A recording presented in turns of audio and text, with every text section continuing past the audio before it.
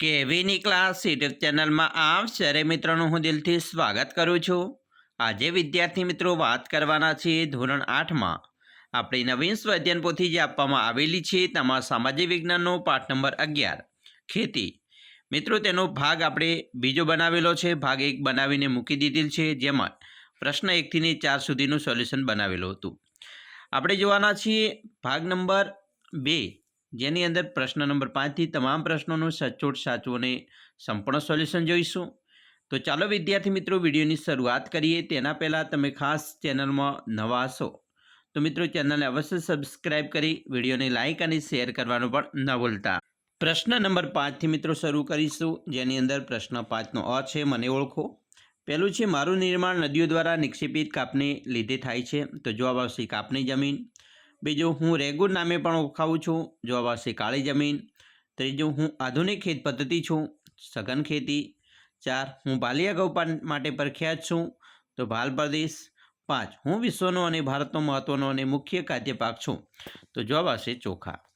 પ્રશ્ન નંબર 5નો બી છે નીચેના વિધાનો માટેના કારણો આપો, જેમાં પહેલું વિધાન છે રાસાયણિક ખાતર અને રાસાયણિક કીટનાશકોનો વપરાશ નુકસાનકારક છે।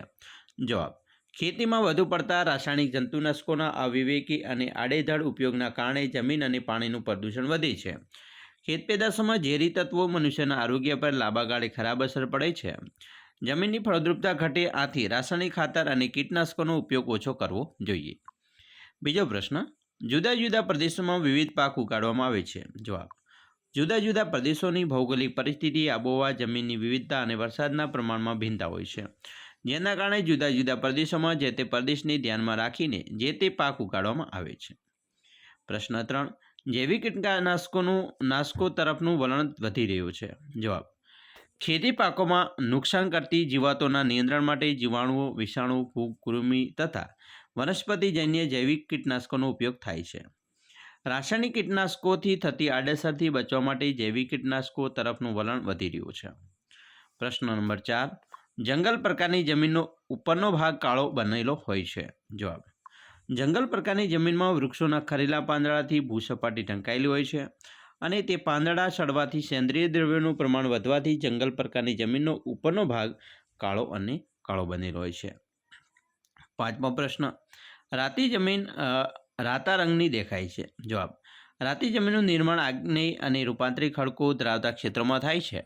લોહ તત્વ અને અન્ય કેન્દ્રીય તત્વોને લીધે આ જમીનનો રંગ રાતો દેખાય છે। 6થો પ્રશ્ન ઘણીવાર કેટલીક જગ્યાએ પડખાઉ જમીન ખેતી માટે યોગ્ય રહેતી નથી। જવાબ પડખાઉ જમીનમાં મિત્રો વધુ વરસાદના કારણે જમીન ઉપરના સ્તરમાંથી પોષક તત્વો ધોવાઈને નીચેના સ્તરમાં ઉતરે છે। કેટલીક જગ્યાએ તેની ઉપલી સપાટી સુકાઈ જવાથી એ સખત થઈ જાય, ત્યારે આવી પરિસ્થિતિમાં તે જમીન ખેતી યોગ્ય રહેતી નથી। 7મો પ્રશ્ન સઘન ખેતીને વ્યાપારી ખેતી પણ કહે છે, તો મિત્રો જવાબ જોઈએ સઘન ખેતીમાં રોકડિયા પાકનું વાવેતર થાય છે। અહીં હેક્ટર દીઠ ઉત્પાદનમાં ખૂબ જ વધારો થયેલ છે અને આ પ્રકારની ખેતી હેઠળનો વાવેતરનો વિસ્તાર સતત વધતો જાય છે। આ ખેતીમાં આર્થિક વળતરને વધારે મહત્ત્વ આપવામાં આવે છે, તેથી તેની વ્યાપારી ખેતી કહે છે। 8મો પ્રશ્ન ખેતીમાં ટપક પિયત પદ્ધતિ શ્રેષ્ઠ પિયત પદ્ધતિ છે। જવાબ મિત્રો આ પદ્ધતિમાં પાણીની બચત થાય છે અને પોષક તત્વો ધીમે ધીમે છોડના મૂળ સુધી પહોંચે છે અને આ પ્રક્રિયા જમીનની ઉપલી સપાટીથી અંદરની સપાટી સુધી અસર કરે છે। આ પદ્ધતિમાં બાષ્પીભવન ઓછું થાય છે અને છેક મૂળ સુધી સીધું જ પાણી પહોંચે છે। આથી પાણી અને પોષક તત્વો એકસરખા પ્રમાણમાં દરેક છોડને મળી રહે છે।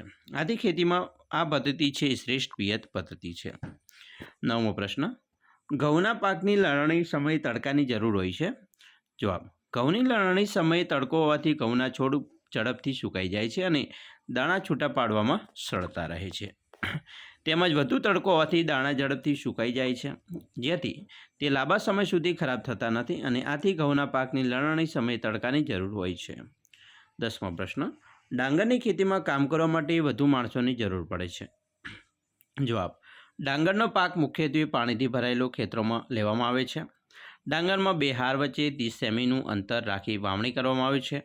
ત્યારબાદ આ પાકની ફેર રોપણી પણ કરવામાં આવે છે, માટે ડાંગરની ખેતીમાં વધુ માણસોની જરૂર પડે છે।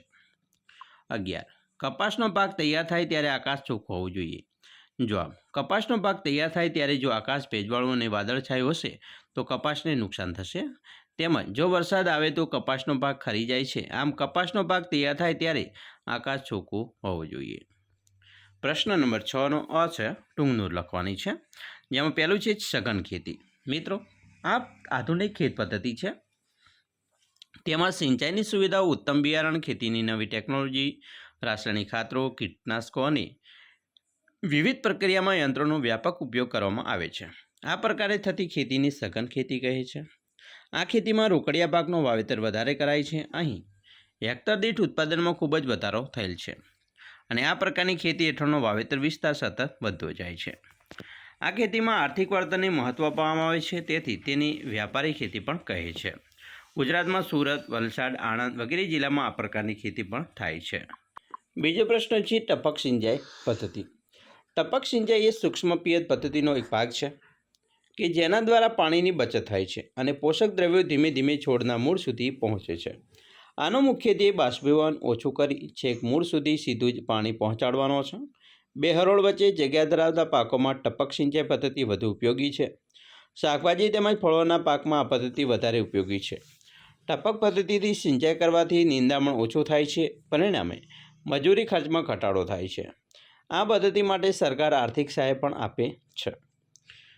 ત્રીજો પ્રશ્ન, ખેતીનો વિકાસ. ખેતીના વિકાસનો હેતુ ખેત ઉત્પાદન વધારવાનો છે, જેના માટે વાવેતર ક્ષેત્રનો વિસ્તાર કરવો, પાકની સંખ્યામાં વધારો કરવો, સિંચાઈની સુવિધા વધારવી, ખાતરો તેમજ સુધારેલા બિયારણનો ઉપયોગ વગેરે મહત્ત્વ આપવામાં આવે છે. ખેતી ક્ષેત્રે સહકારી પ્રવૃત્તિ પણ સારો વિકાસ થયો છે. ખેડૂતોને કૃષિ ધિરાણ આપવામાં આવે છે. ગોદામોની સગવડ કરવામાં આવે છે. સરકાર દ્વારા ખેડૂતોની રેડિયો, ટીવી, છાપાઓ, કિસાન ચેનલ, કિસાન SMS, ટોલ ફ્રી નંબર, આઈ ખેડૂત પોર્ટલ દ્વારા માહિતી અને માર્ગદર્શન પણ આપવામાં આવે છે. ચોથો પ્રશ્ન છે કપાસ. કપાસ ઉગાડવા માટે વધુ તાપમાન, હળવો વરસાદ અનુકૂળ આવે છે. કપાસ માટે કાળી જમીન સૌથી વધુ ઉપયોગી છે. કપાસને તૈયાર થતાં 6 થી 8 મહિનાનો સમય લાગે છે. કપાસ કાપડ ઉદ્યોગ માટે મહત્ત્વનો મુખ્ય કાચો માલ છે. ચીન, USA, ભારત, પાકિસ્તાન, બ્રાઝિલ અને ઇજિપ્ત કપાસના મુખ્ય ઉત્પાદક દેશો છે. ભારતમાં ગુજરાત, મહારાષ્ટ્ર, તેલંગાણા, કર્ણાટક, આંધ્રપ્રદેશ, હરિયાણા, રાજસ્થાન, પંજાબ, તમિલનાડુ અને ઓરિસ્સાના મુખ્ય ઉત્પાદક રાજ્યો છે. ગુજરાતમાં સુરેન્દ્રનગર, રાજકોટ, વડોદરા, અમદાવાદ, બનાસકાંઠા, મહેસાણા, બોટાદ, ખેડા વગેરે જિલ્લામાં કપાસનું વધુ ઉત્પાદન થાય છે. ગુજરાતનો કાનમ પ્રદેશ લાંબા તારના કપાસના ઉત્પાદન માટે પણ જાણીતો છે. પ્રશ્ન નંબર 6 અને બી છે, નીચે આપેલા પાકના નામોનું તેમના પ્રકાર પ્રમાણે વર્ગીકરણ કરો. તો અહીંયા પાક છે, જેમાં પહેલો પાક છે ધાન્ય પાક. તો ધાન્ય પાકમાં ડાંગર, ઘઉં અને બાજરીનો સમાવેશ થાય. રોકડિયા પાકમાં શેરડી, કપાસ અને તમાકુનો સમાવેશ થાય. તેલબિયામાં મગફળી, તલ અને એરંડા. પીણામાં ચા અને કોફી. કઠોળમાં તુવેર, મગ અને ચણા. મસાલામાં પાક, જીરું અને લસણ. ફળમાં કેરી, કેળા અને ચીકુ. શાકભાજીમાં બટાટા, રીંગણ અને ટામેટાં. અને ફૂલમાં ગુલાબ, જુઈ અને મોગરાનો સમાવેશ થાય છે. પ્રશ્ન 7 આ છે, પાઠ્યપુસ્તકના પાના નંબર 74 ઉપર આપેલ નકશાના આધારે નીચે આપેલા વિશ્વના નકશામાં રંગપૂર્ણ અને નામ નિર્દેશ કરો. તો અહીંયા મિત્રો તમે જોઈ શકો છો, આ નકશો છે. આ નકશાની અંદર તમને અલગ અલગ પ્રકારના જે આપણે રંગપૂર્ણ કરેલા છે અલગ અલગ ખંડની અંદર. તો આવી રીતે તમારે પણ નકશો બનાવવાનો છે. પ્રશ્ન 7 બી, ચાલો પ્રવૃત્તિ કરીએ, શબ્દ કોયડો ઉકેલીએ. તો અહીંયા મિત્રો શબ્દ કોયડો ઉકેલવા માટે તમે જોઈ શકો છો, પંજાબ, ચાડિયો, બરાબર, 40, બનાસકાંઠા.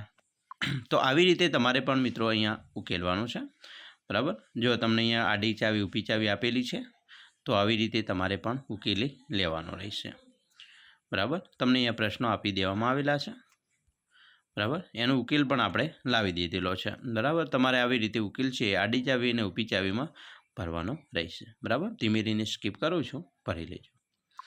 તો વિદ્યાર્થી મિત્રો, અમે આશા રાખીએ છીએ તમને આપણો આ વિડીયો છે એ ખૂબ જ ઉપયોગી નીવડશે. અને ખાસ વિડીયો ગમે હોય તો મિત્રો લાઇક, શેર અને સબસ્ક્રાઈબ કરવાનું પણ ન ભૂલતા.